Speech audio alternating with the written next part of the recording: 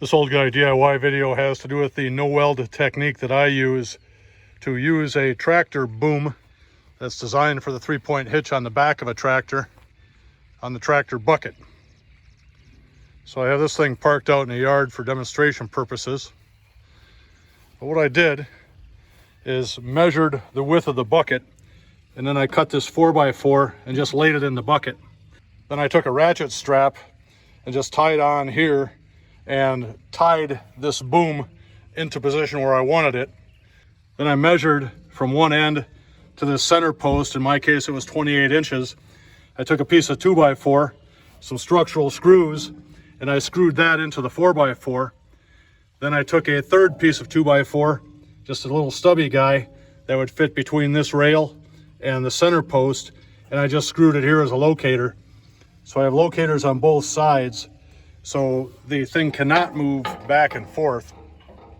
And to secure it, I just took a logging chain and I started on the bottom with this big hook. When designing this, I wanted the force to come from the chain, comes up the back here, and it comes around the pin, and then I'm pulling down. So I wanted to be sure that this thing wasn't able to move towards the front of the bucket and towards the load and slip. So I came around the pin, I went back around the bucket, just brought the chain up to the front. I went around my little knot of chain here at the top of the bucket, hooked it back onto itself, and I've been using it like this for a couple of years, and it works pretty well. When I went to use this the other day, I thought this thing has worked out pretty slick. Maybe some other people would like to see my design. It takes about 15 minutes to make, costs about $3 in leftover material that you probably have laying around, and it makes moving things an awful lot easier than simply using the bucket.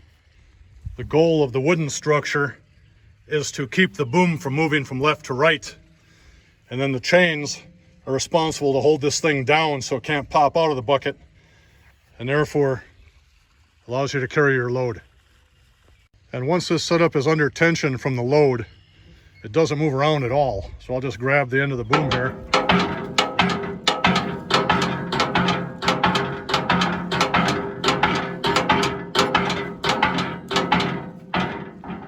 You can see I was shaking the whole tractor, but there was no movement to speak of here in the bucket. One other consideration whenever using the boom pole, I always make a point of having a heavy implement on the back. So the tractor only weighs about 3,000 pounds. So when I'm working with the boom pole, I put that 1,200 pound bush hog on there, and that way I never have to worry about it tipping forward. So I hope this little idea helped you. Thanks for watching. If you haven't subscribed, please do, and have a great day.